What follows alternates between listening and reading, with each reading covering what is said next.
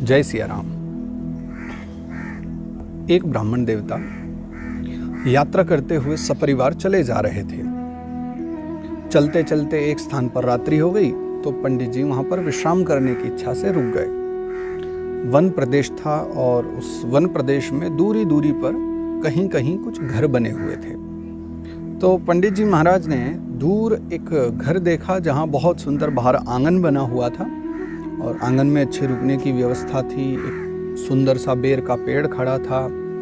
वो सब देख करके पंडित जी वहां पहुंच गए और घर के मालिक से जाकर के बोले कि साहब, हम आपके यहाँ एक रात्रि रुकना चाहते हैं और कल हम निकल जाएंगे आगे की यात्रा पर। गृह मालिक ने कहा, लेकिन पंडित जी, न मैं आपको जानता हूँ न आप मुझे जानते हैं, मैं आपको अपने घर में ऐसे रात्रि रुकने की व्यवस्था कैसे दे दूं?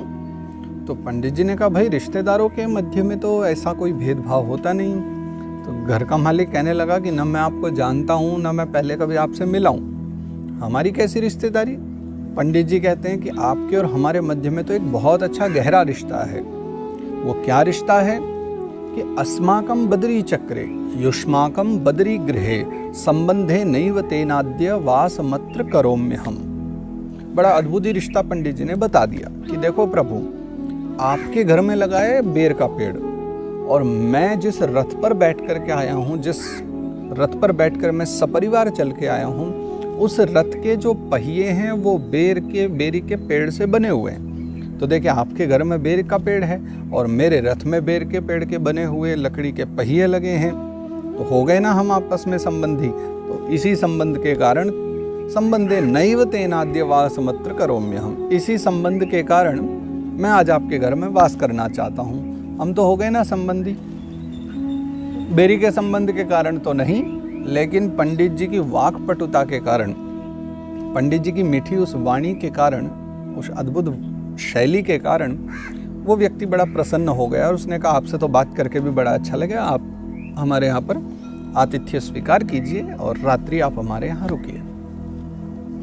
बात है वाणी की कोमलता की, मधुरता की। इस संसार में जिस व्यक्ति को बोलना आता है, देखिए दो ही काम करना चाहिए व्यक्ति को, या बोले तो बड़े प्रेम से बोले, मधुरता से बोले, और नहीं तो व्यक्ति को जितना हो शांत रहना चाहिए। वाक्पटुता दिखाने की आवश्यकता नहीं है, आपको वाक्पटु होने की कोई आवश्यकता नहीं है, लेकिन जितना भी बात करते हैं ना, मधुर होना चाहिए। वाणी में मधुरता होनी चाहिए, सरलता होनी चाहिए। और अगर नहीं है तो चुप रहो।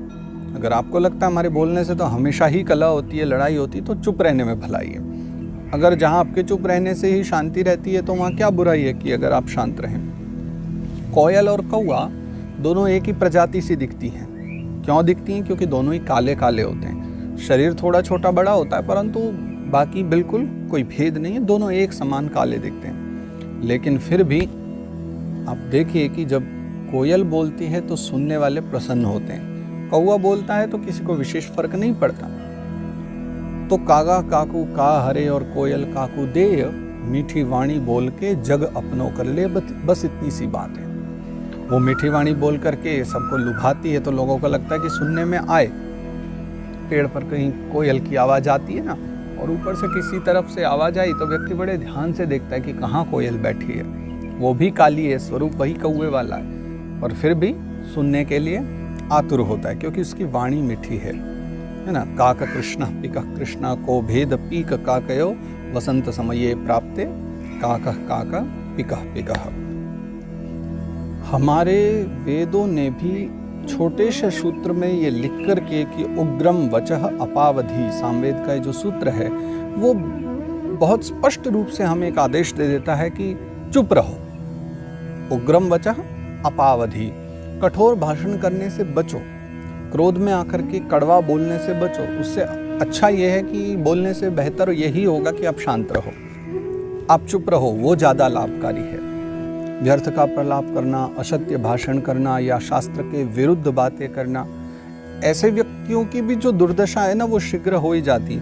मैं एक बात मैं सोच रहा था और आप भी सोचिए कि हमारे समाज में क्या होता है कि आज जो जितने नए नए धर्म या पंथ बना करके चल रहे हैं, हालांकि धर्म नए नहीं बनाए जा सकते, धर्म एक ही है जो सनातन धर्म है।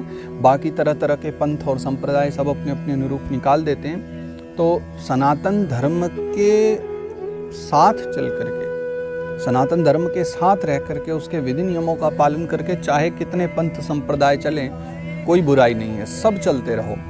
लेकिन जो सनातन धर्म से सीख करके, यहाँ से ज्ञान लेकर के और एक अपनी फिर नई लीला रच देते हैं, एक नए ही चरित्र बना देते हैं, एक नई कथा ही निर्माण कर देते हैं। नई कथा से तात्पर्य एक अपनी बिल्कुल नई दुकान खोल करके बैठ जाते हैं। ऐसे व्यक्तियों की भी दुर्दशा ही है। क्योंकि एक बात बताइए, क्या जन्म से व्यक्ति कोई ज्ञान लेकर के पैदा होता है? यहीं आकर के धर्म ग्रंथों को पढ़ करके, भांति भांति के अपने शास्त्रों को पढ़ करके वो ज्ञान प्राप्त करते हैं, और फिर उसी में कुछ न कुछ टेढ़ा मेढ़ा करके लिखी हुई जो बातें हैं उनको पढ़ करके, सीख करके, उनमें अपनी ओर से कुछ जोड़ करके और फिर वो अपना ही एक ग्रंथ तैयार कर देते हैं। फिर सनातन धर्म की ही बुराई करने पर लग जाते हैं। फिर कुछ तो ऐसे हैं कि पहले पढ़ेंगे इन्हीं धर्म ग्रंथों को, फिर आ जाएंगे मानवता पर, हम मानव हैं, हमारी मानवता है, और धर्म का भी विरोध करने लग जाएंगे। बहुत सारे ऐसे। उनके लिए भी मुंडकोपनिषद में एक मंत्र आता है, मुंडक प्रथम खंड 2 श्लोक नंबर 8, या आप मुंडकोपनिषद में पढ़ें। अविद्यायामन्तरे वर्तमानाः स्वयं धीराः पंडिताः मन्यमानाः जंघन्यमानाः परियन्ति मूढ़ाः अंधेनैव नीयमाना यथान्धाः। जैसे एक अंधा व्यक्ति दूसरे अंधे व्यक्ति को कहे कि चल मैं तुझे मार्ग दिखाता हूं, और वो अंधा व्यक्ति एक दूसरे अंधे व्यक्ति को मार्ग दिखाने लग जाए, तो क्या होगा? यही होगा कि चलते चलते दोनों ही किसी कुएं में गिर पड़ेंगे, किसी झाड़ में गिर पड़ेंगे, या किसी नाले में गिर पड़ेंगे, और दोनों की ही दुर्गति होगी। न वो सहायता लेने वाला कभी भी लाभ प्राप्त कर सकता है, न देने वाला ही कभी मार्ग पर पहुंच सकता है। दोनों को ही वास्तविकता में जाकर के गर्त में गिरना है। जो व्यक्ति अधूरा ज्ञान लेकर के और उसके पश्चात उसमें कुछ अपना ही ज्ञान मिला करके, और कुछ ऐसी बातें जो धर्म विरुद्ध हैं, जो वेद विरुद्ध हैं, क्योंकि वेद प्रणिहितो धर्मो यधर्मस् तद्विपर्ययः, जो वेदों के द्वारा कही हुई है, वेद जिसमें प्रमाण है, बस वही बातें धर्म हैं, उससे इतर सब अधर्म ही है, पाखंड की श्रेणी में आ जाता है। लेकिन जो स्वयं एवं ज्ञानी होकर के, थोड़ा सा ज्ञान लेकर के, थोड़ा सा पढ़ करके ये अहंकार करे कि मैं ही ज्ञानी हूँ, मैं ही विद्वान हूँ, और स्वयं में ज्ञान का और पंडिताई का अहंकार लेकर के, और जो निकल पड़े कि अब मैं जो सही कहूँ वही सही है, ये धर्मशास्त्र, ये वेद शास्त्र, इनको रख दीजिए, जैसा मैं कहता हूँ आप वैसा करिए, आपका कल्याण हो जाएगा, ऐसी भावना लेकर के चलने वाले, और मुझे इसलिए बोलना पड़ रहा है क्योंकि संसार में अब इनकी कोई कमी नहीं है। तरह तरह के भ्रम में व्यक्ति डूबे हुए हैं, तरह तरह के भ्रम में पढ़ करके दुखी हो रहे हैं। इन भ्रम से बाहर आ जाइए, वेदों को प्रमाण मान करके और हमारे आर्ष ग्रंथों को प्रमाण मान करके तब समझिए, तब पढ़िए, क्योंकि जो कुछ भी है व्यासोच्छिष्टम जगत सर्वम, सब उन्हीं का झूठा ही तो बोल रहे हैं। जो भी हमारे ऋषि मुनियों ने लिख करके गए हैं, उन्हीं को पढ़ करके और फिर स्वयं ज्ञानी होकर के, विद्वान होकर के, और उन्हीं लिखी हुई बातों को काट करके उनमें अपनी ओर से मिर्च मसाले लगा करके अपनी बातों को सिद्ध करने पर जो अड़े हैं, ऐसे धर्मांध व्यक्तियों से सदा बच करके रहो, क्योंकि ऐसे व्यक्ति न कभी आपको धार्मिक बना सकते, न स्वयं बन पाएंगे, और कभी न कभी तो धर्मांध व्यक्तियों का पतन ही होता है। अतः वेदों से प्रणिहित जो कर्म हैं, जो कर्म अकर्म आदि की चर्चा की गई है, बस उन्हीं का स्मरण रखें, उन्हीं को पढ़ करके आगे बढ़ें, तो उग्रम वचः अपावधि।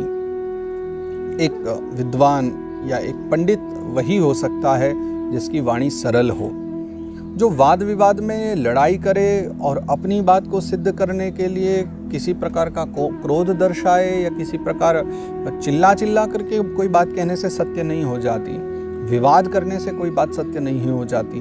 जो सत्य है वो स्वयं सिद्ध है, प्रत्यक्ष को प्रमाण की आवश्यकता नहीं होती। अतः प्रत्यक्ष देखें और अनुभव करें वास्तविक ज्ञान क्या है, वास्तविक धर्म क्या है।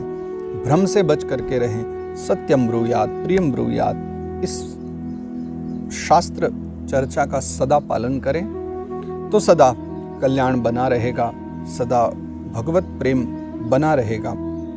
पूर्व कुछ दिन पहले वेदों के कुछ मंत्रों को लेकर के मैंने बताया था कि वेदों के कुछ मंत्र हैं जो जीवनोपयोगी मंत्र हैं और उनके विषय में मैंने चर्चा की थी।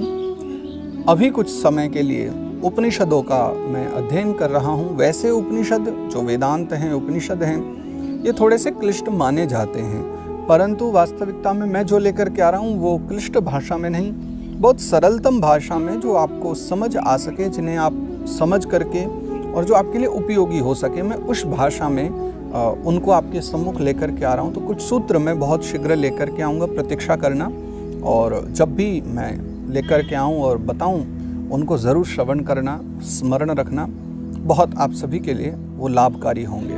तो शीघ्र ही मैं पुनः चर्चा करूँगा आप सभी से और कुछ धर्म चर्चा के साथ पुनः मिलेंगे। आप सभी स्वस्थ रहें और आनंदित रहें, ये मेरी प्रभु से कामना है। आप सभी को मेरा बहुत बहुत प्रणाम। जय श्री राधे।